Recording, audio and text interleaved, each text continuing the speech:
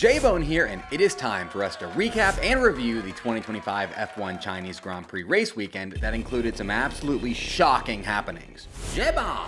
First and foremost, let's go over the biggest results from the 2025 F1 Chinese Grand Prix weekend. It all started with sprint race qualifying, which saw Liam Lawson shockingly qualify dead last in a Red Bull, while his rival Yuki Tsunoda qualified P8, Lewis Hamilton shockingly take sprint pole position, and the McLarens qualify P3 and P6 when everyone thought they'd qualify 1-2.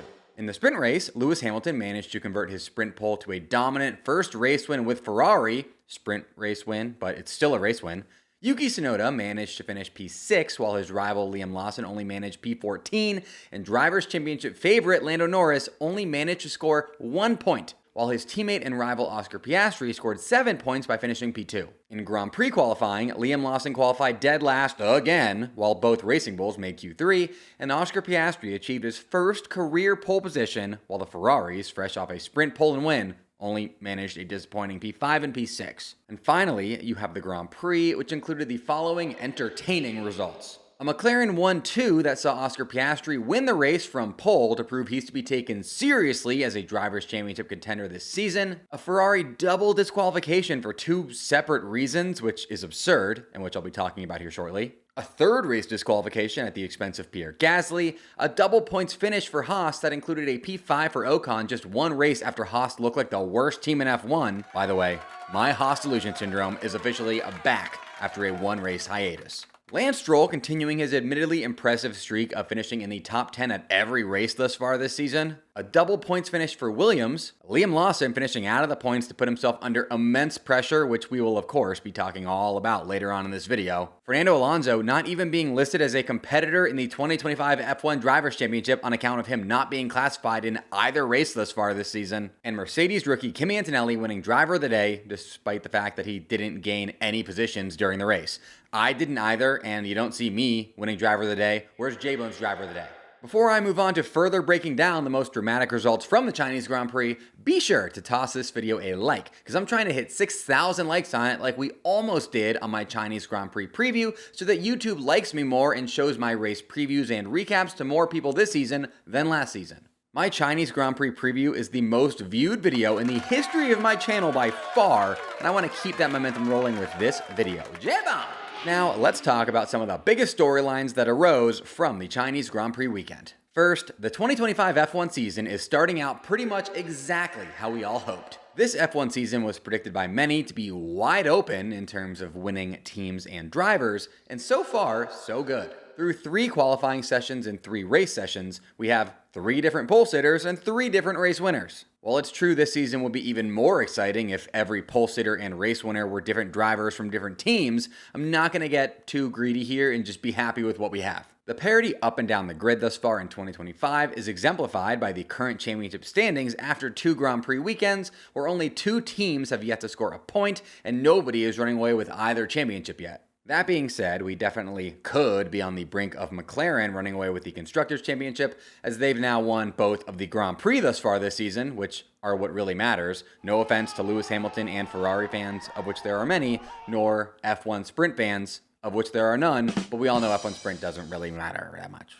However, if McLaren are going to run away with the 2025 Constructors' Championship, that most likely means that we're getting an incredible 2-driver battle for the World Drivers' Championship between McLaren teammates Lando Norris and Oscar Piastri, who have both already proven that they have what it takes to fight for the championship by each already winning a race this season through 2 races.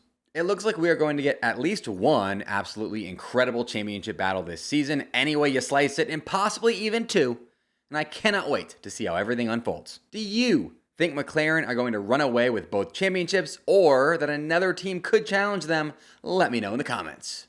Second, the insane highs and lows of being a Ferrari fan are perfectly demonstrated by the 2025 F1 Chinese Grand Prix weekend. Being a Scuderia Ferrari fan these days means one thing and one thing only: you need to be ready at a moment's notice to either experience the highest of highs or the lowest of lows, and you truly never know which one it's going to be. Ferrari's most recent F1 championship was the 2008 World Constructors' Championship, and ever since then, they've been taking their fans, known as the Tifosi, on an absolute roller coaster ride filled with mostly delusion and depression, but also random instances of unbridled joy that almost make all the pain worth it. And this entire Ferrari fandom story, it's told perfectly by the 2025 Chinese Grand Prix weekend. The Tifosi entered the Chinese Grand Prix weekend depressed, as Ferrari had an absolutely awful Australian Grand Prix that saw them shockingly wind up P7 in the World Constructors' Championship behind Sauber, Williams, and Aston Martin. The Tifosi then became overjoyed when Lewis Hamilton put his Ferrari on pole in sprint qualifying, and they then became euphoric when Lewis Hamilton proceeded to convert that sprint pole into a sprint win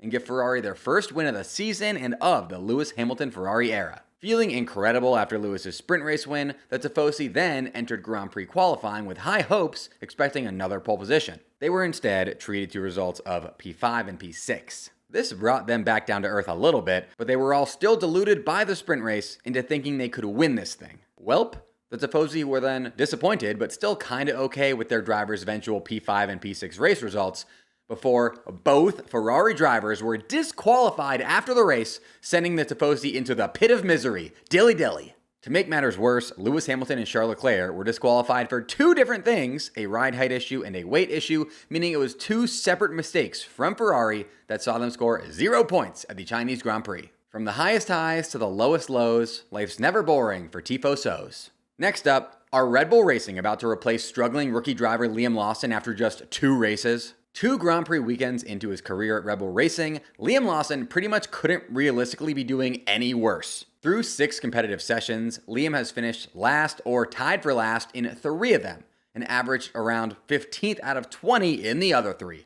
Yikes. For comparison, his teammate Max Verstappen is in the same car and is currently in solo 2nd place in the World Drivers' Championship with 2 podiums, so yeah, you could say that Liam is currently underperforming. The culprit? Liam says he just has not had enough time in the Red Bull car yet to be able to get the most out of it and perform well, which makes sense. However, Liam is the first to acknowledge that because he's at Red Bull, he is not afforded much time to figure it out, as Red Bull and their B team, Racing Bulls, are F1's most infamous teams when it comes to ruthlessly and suddenly dropping underperforming drivers. Just ask, I don't know, Daniel Ricciardo, Nick DeVries, Checo Perez, Pierre Gasly, or Alex Albon. At the time of me making this video, rumors are currently swirling that we may have even already seen Liam Lawson's final race as a Red Bull driver after just 2 race weekends, as quote-unquote sources are reporting that Red Bull will be promoting Racing Bulls driver Yuki Tsunoda to Red Bull for the next race, which is Yuki's home race, the Japanese Grand Prix, and demoting Lawson to Racing Bulls.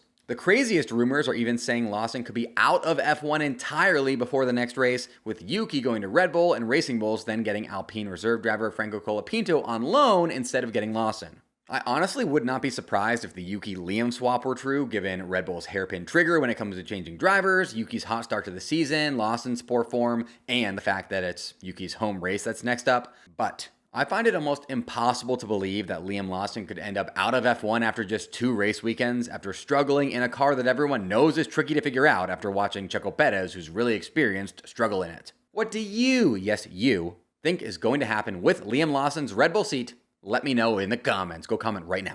I'm about to make your online life so much better by introducing you to my sponsor, NordVPN. VPN stands for Virtual Private Network and is a service that protects your internet connection and privacy online. VPNs create an encrypted tunnel for your data, protect your online identity by switching your IP address, allow you to use public Wi-Fi hotspots safely, and more. But NordVPN services don't just help protect your data, they also benefit you in a ton of other ways, such as allowing you to securely access your favorite location-based streaming services even while abroad, say while attending an F1 race, preventing online price discrimination by allowing you to change your location to places where the prices are cheaper, and more. NordVPN is software, not hardware, and is so easy to set up on every major platform, including Windows, Android, iOS, macOS, Linux, and even Android TV. Additionally, NordVPN is one of the fastest and most popular VPNs on the market, and if you've ever wanted to experiment with a VPN, and I highly recommend you do, you should try out NordVPN with my exclusive offer.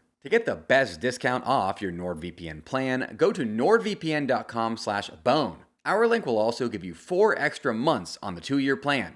There is no risk with Nord's 30-day money-back guarantee, and the link is in the podcast episode description box. Next up, here's how J-Bone's F1 Rookie of the Year race is looking after the Chinese Grand Prix weekend. As a reminder, I am judging the F1 rookies all season long based on their performances relative to their cars, not just points scored. After each race, I award my last place rookie 0 points and my first place rookie 5 points, and the winner of J-Bone's F1 Rookie of the Year race will be the rookie with the most points come the end of the season. Here's how my rookie standings looked entering the Chinese Grand Prix, and here are my Chinese Grand Prix rookie rankings. In last place, I am going with Liam Lawson, considering he qualified dead last in both qualifying sessions in China in a Red Bull. In fifth place, give me Jack Doohan, because scoring 0 championship points and 4 penalty points over the course of a Grand Prix weekend is pretty terrible.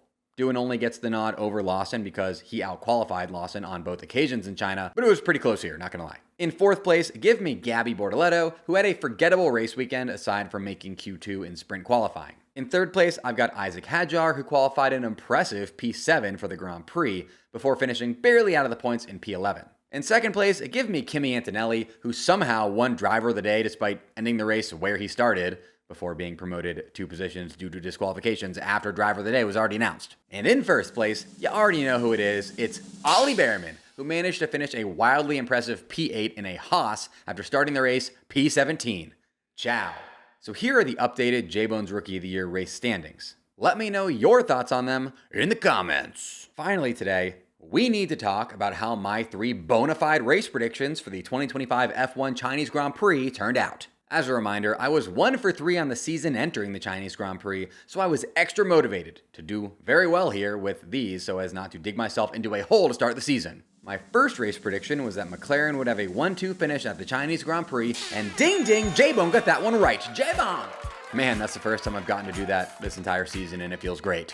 As predicted, the McLarens were a step above the rest in the first dry race of the season as they cruised to a 1-2 finish that actually may not have been a 1-2 finish if there were like 2 more laps, considering Lando Norris's brakes were literally dying on him there at the end of the race. My second race prediction was that Mercedes rookie Kimi Antonelli would finish in the top 5 at the Chinese Grand Prix, and unfortunately, I was wrong here by 1 measly position as Antonelli finished P6 behind Esteban Ocon in P5. I am not even mad about this one not hitting though, because Esteban Ocon's overtake on Kimi to take P5 was absolutely insane. This dude went off-roading and kicked up more dust than there is on the Williams trophy cabinet. Yeah, you caught a stray there, Williams. Shout out to my Williams winless racing since 2012 shirt, because Williams haven't won a race since 2012. Get yours at the link in the description. Speaking of Williams, my third race prediction was that Carlos Sainz would finish in the points for the first time as a Williams driver in China, and ding ding, J-Bone also got that one right to go 2 for 3 and almost 3 for 3 with my Chinese Grand Prix predictions. J-Bone! Shout out to the Ferraris for getting disqualified so that this one came true.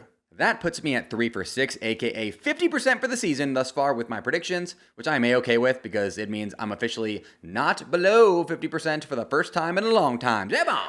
Toss me a subscription now and ring that notification bell so that you'll get my Japanese Grand Prix preview and predictions video next week, right when it drops. And while you're doing that, do not forget to like this video so that YouTube likes J-Bone more. Special shout out to my top YouTube channel members, Brian Linton, Wolfslows Racing, Waffleopicus, Melissa Cruz, The Tater, Elmar Zuber, and David Haig.